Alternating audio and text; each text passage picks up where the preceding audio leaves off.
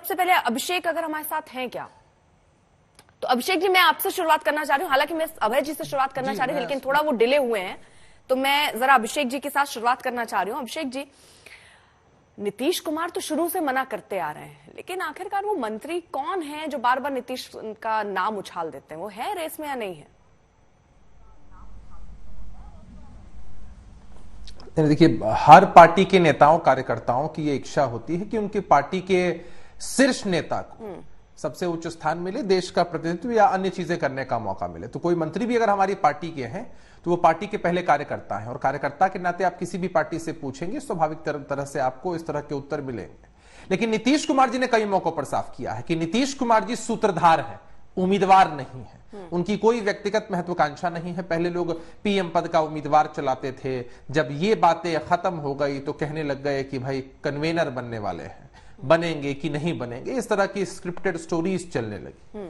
खैर, इन बातों में कहीं कोई सच्चाई नहीं है। नीतीश कुमार जी ने, हमारे राष्ट्रीय अध्यक्ष आदरणीय ललन सिंह जी ने कई मौकों पर इन बातों को पूरी तौर पर साफ कर दिया है। हमारी प्राथमिकता रही है विपक्षी एकजुटता, और आपने देखा है कि नीतीश कुमार जी का भागीरथी प्रयास रहा है, सबका सहयोग मिला। कि पहले यही लोग कहा करते थे कि भाई इतने सारे विपक्ष के नेता एक मंच पर बैठ ही नहीं सकते हैं। नीतीश कुमार जी ने प्रयास किया, और पटना बदलाव की भूमि के रूप में ऐसे भी बिहार जाना जाता है। पटना से एक सकारात्मक तस्वीर सामने आई। पटना के बाद कोई और नाम सामने रखेंगे? क्योंकि देखिए, इसका जब श्रेय आप ले रहे हैं कि सबको आप साथ लाए, नीतीश जी इसका भी श्रेय ले लें। सारी जैसी बातें चल रही हैं सबको खत्म करके एक नाम प्रस्तावित करें अपने सिवा किसी और को। इस बार होगा क्या ये अगली जो मीटिंग होने वाली है मुंबई में? नहीं, देखिए, नहीं अर्पिता जी, अगर पर तो सवाल उतना उचित नहीं होता है। नीतीश कुमार जी को आपने देखा है कि जब शरद पवार जी से वो मिले थे कुछ दिनों पहले, और जब इस तरह की बैठकों का मामला चल रहा था, तब उन्होंने कहा था कि भाई शरद पवार जी कितने अच्छे उम्मीदवार हो सकते हैं। शरद पवार जी की ओर उन्होंने हाथ भी किया था। और ये तो अच्छी बात है ना कि इतने सारे चेहरे हैं हमारे विपक्ष के सभी साथियों के बीच में कि हर किसी में पोटेंशियल है। ये तो सोचना भारतीय जनता पार्टी के लोगों को है ना कि भाई इतनी हिम्मत कहां से लाते हैं। अगर जो आईना खरीद लाए तो फिर अपना असली चेहरा कैसे देख पाएंगे।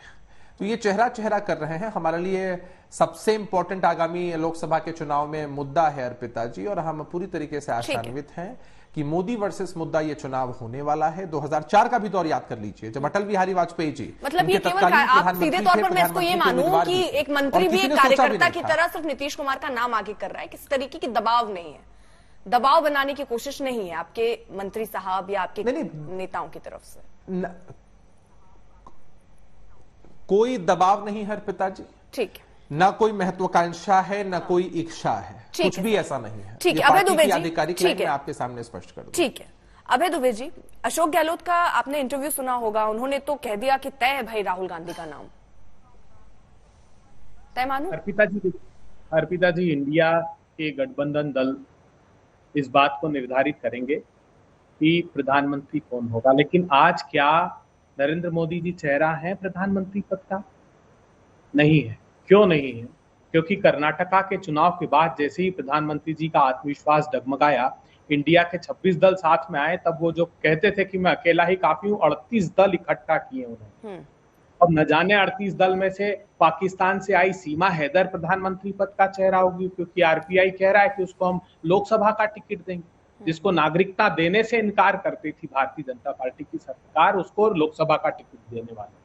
सुभाषपा से अब अब्बास अंसारी, कुख्यात माफिया सरगना जिसको बताते थे अब्बास अंसारी, उसका बेटा क्या हसन मुंशरिफ जो महाराष्ट्र में मंत्री बनाया गया, 40,000 किसानों का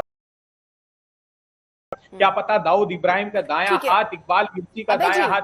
ये अभी मेरे साथ देखिए बीजेपी के प्रवक्ता हैं सैयद जफर इस्लाम जी, मैं उनसे पूछूंगी, वो बता देंगे और बहुत क्लियर और स्पष्ट शब्दों में बता देंगे कि उनका उम्मीदवार कौन है। क्या जिनके संभावित चेहरे और जिनके नाम आप दे रहे हैं वो क्या लिस्ट में भी हैं, वो भी स्पष्ट कर देंगे।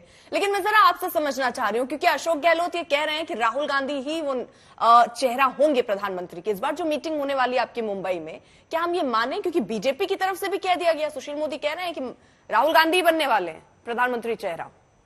देखिए, हम सब जितने कार्यकर्ताओं से आप पूछेंगे, चाहे वो भूपेश बघेल जी हो, अशोक गहलोत हो, अभय दुबे हो, हम लोग पूरी शिद्दत से, पूरी इच्छा शक्ति के साथ चाहते हैं, और हर दल का व्यक्ति चाहेगा कि उनका जो शीर्षस्थ नेता हो वो नेतृत्व करे, ये अस्वाभाविक नहीं है। मगर राहुल गांधी जी व्यक्ति केंद्रित नेतृत्व में विश्वास नहीं रखते। राहुल गांधी जी कहते हैं जो प्रधानमंत्री हमारा होगा वो किसानों की आमदनी 27 रुपए नहीं रहने देगा और धन्ना सेठ की 12 लाख करोड़ रुपए नहीं रहने देगा, 1600 करोड़ रुपए रोज नहीं रहने देगा।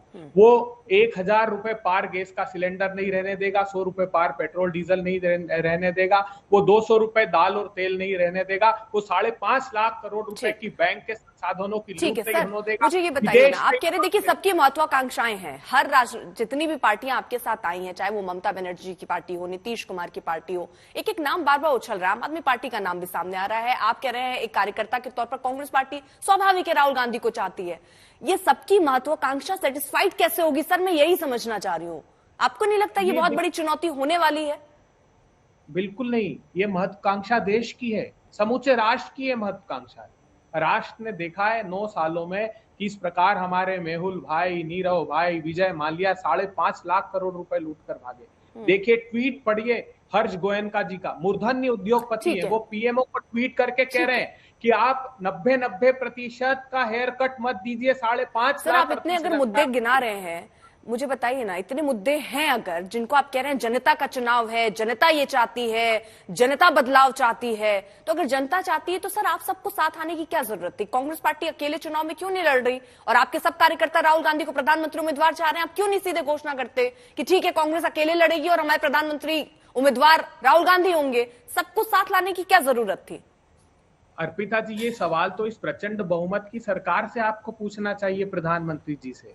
उनसे हमारे पास तो इतनी संख्या में सांसद नहीं थे, उनके पास तो 303 सांसद हैं। फिर क्या जरूरत थी कि 38 दलों का घोषणा करनी पड़ी, जिसमें 9 दल ऐसे हैं जिन्होंने लोकसभा का चुनाव तक नहीं लड़ा, 16 दल ऐसे हैं जिनका एक सांसद नहीं है, 7 दल ऐसे हैं जिनका सिर्फ एक सांसद है। ठीक है सर, मैं ये पूछ लूंगी, लेकिन जो मैंने अभी आपसे पूछा उसका जवाब दे दीजिए, फिर जल्दी से मैं और मेहमानों के पास भी जाऊं। बिल्कुल, हम सब लोग मिलकर देश बचाने की लड़ाई है, इसलिए हम चाहते हैं कि संयुक्त रूप से देश बचाने की लड़ाई लगे। मतलब ये लड़ाई सिर्फ राहुल गांधी अकेले या कांग्रेस पार्टी अकेले नहीं लड़ सकती थी? अकेले राहुल गांधी जी व्यक्ति केंद्रित राजनीति में विश्वास नहीं करते। समान विचारधारा के दल अगर साथ में आते हैं तो वो अकेले और साथ का प्रश्न नहीं है, वो देश बचाने की लड़ाई के लिए हम सब लोगों को साथ में आना पड़ेगा। जो divisive agenda Bharatiya Janata party का है, नफरत, नकारात्मक, यानी कांग्रेस पार्टी और राहुल गांधी अकेले नहीं ये कर सकते थे ना, सबके साथ की जरूरत थी। ये देश के साथ की आवश्यकता है अर्पिता जी, इसमें अकेले का प्रश्न नहीं है। ठीक, समझ गए। देश को साथ लेकर लड़ना। ठीक है, सैयद जफर इस्लाम जी वो ये कह रहे हैं कि आप लोग आखिरकार, पहले तो इस पर जवाब दे दीजिए, वो कह रहे हैं कि चेहरा कौन है, जिनके नाम उन्होंने गिना दिए क्या वो लिस्ट में है भी, ये भी स्पष्ट कीजिएगा। वो ये कह रहे हैं कि अगर आप इतने ही कॉन्फिडेंट थे, इतनी संख्या आपके पास थी, तो आप क्यों इतना दल जोड़ने में अपने साथ लगे? वो भी जो लोकसभा चुनाव भी नहीं लड़े उनको भी आप साथ ले आए अपने। देखिए, वो जो जिन लोगों का नाम लिया सब उनके ही भाई भतीजे पार्टी के हैं। इन्होंने इनको जो कुछ है आज वो उन्होंने ही बनाया है, और देश की दुर्गति जो उन्होंने की है वो सब उन्हीं के कार्यकाल में हुआ है। दूसरी बात, हमारे पार्टी के एनडीए का एक ही नाम, कोई कंफ्यूजन नहीं। आदरणीय प्रधानमंत्री की अगुवाई में हम पिछले बार भी लड़े थे, उससे पहले बार भी लड़े थे और आगे भी लड़ेंगे। कोई कंफ्यूजन ही नहीं है हमारे यहाँ। कंफ्यूजन तो इनके खेमे में है, कभी हम, कभी आप, कभी वो, कभी तुम, कभी तुम्हारा, कभी हमारा, यही तो चल रहा है। और सब है, ऐसा करते सब है बेचारा, लेकिन सबको कहीं ना कहीं चाहिए कुछ। अब अवैध उबे सोच रहे कि अगर मैं राहुल गांधी के बारे में नहीं बोला तो हमारी तो फर्स्ट फैमिली नाराज हो जाएगी। हम जनता की क्यों सोचे? हम इंडिया और जो गठबंधन इनका जो है घमंडिया गठबंधन, उसके बारे में क्यों सोचे? हम तो राहुल गांधी के बारे में बोलेंगे तो वहां फायदा मिलेगा, उधर से अभिषेक झा बोलेंगे, क्या नीतीश कुमार के लिए बोलेंगे, ऐसे चल रहा है। लेकिन किसी में अब ये एक चीज इन्होंने अच्छी मान ली इस बात को कि हम कोई टक्कर में नहीं, हम टकरा नहीं सकते भाई। हमारे पास हमारे जमीन खत्म हो गई, जनता ने मेरा साथ छोड़ दिया है, जनता का विश्वास उठ गया है हमारे राहुल गांधी से, कांग्रेस पार्टी से। और उसकी वजह कि जिस तरह को देश को लूटा है इन लोगों ने, उसकी वजह से जनता का विश्वास लूट गया। और ये दूसरे के कंधे पे रह के बैसाखी के सहारे चलना चाहते हैं। कोई बैसाखी दे दे तो ये चलेंगे, अगर बैसाखी नहीं है तो ये खत्म है। खुद कह रहे हैं कि मैं नहीं चढ़ पाता, तो अभी मैं इनको सिर्फ बता सकता हूँ। वो कह रहे हैं कि आप भी तो जोड़ के लाए ना, सारे दल आप भी तो जोड़ रहे हैं ना। इसका जवाब दे नहीं। देखिए, एक मिनट बस बताता हूं। देखिए, आप आज तक में हैं, इंडिया टुडे और आपका सर्वे हुआ था अभी रिसेंटली, बीजेपी अकेले 287 आपके सर्वे में आया। ऐसी कोई बात नहीं, पिछले बार भी 303, उससे पहले भी हम अपना प्रचंड बहुमत से जीते थे और हमें अपने खुद से जो है बहुमत हासिल था। हमें बहुमत की दिक्कत नहीं है। हमारा स्वभाव है और हमारा नेचर हमारी पार्टी का कि हम जो धर्म होता है गठबंधन का उसको निभाते हैं। जो लोग हमारे साथ थे वो हमारे साथ हैं, हम कभी किसी का हाथ नहीं छोड़ते हैं। जो लोग इसलिए जो भी है, चाहे एक उनकी पार्टी एक सीट जीती हो, कोई सीट नहीं जीती हो, वो हमारे दल के साथ थे, एनडीए के पार्ट है, उनका उतना ही मान सम्मान है। ये थोड़ी है कि मेरे 20 एमएलए हैं तो 30 एमएलए हैं और छोटे छोटे एमएलए सब जोड़ के एक साथ हो रहे क्या फिर भी 100 भी नहीं पहुंच रहे। भाई कैसे लड़े मोदी जी से, ऐसी चिंता थोड़ी है। हम साथी जो आपका हाथ छोड़कर गए वही सबके हाथ को मिलवाने का काम कर रहे हैं।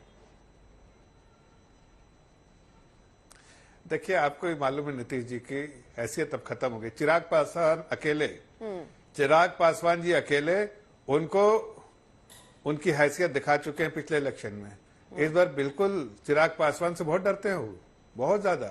चिराग पासवान का नाम लेते हुए घबरा जाते हैं कि उनको पता है कि जितने कॉन्स्टिट्यूएंसी में वो लड़े थे सब कॉन्स्टिट्यूएंसी में एकदम नीचे आ गए, सिर्फ एक आदमी चिराग पासवान। अब उनके साथ एनडीए साथ है चिराग पासवान की, क्या हालत होगी बताइए। इनकी सीटें तो खत्म, सब में जमानत जब्त। और दूसरी बात, बहुत गुस्से में वो बार बार चाह रहे, इशारा कर रहे अभी वाजपेयी जी के, नहीं एक मिनट वाजपेयी जी के समाधि पे गए, क्यों भाई? इतने साल में तो कभी नहीं गया, आज सडनली क्यों आता है? तो वो भी इसलिए आया कि शायद इंडिया में कहीं थोड़ा ठीक है सर, ठीक है।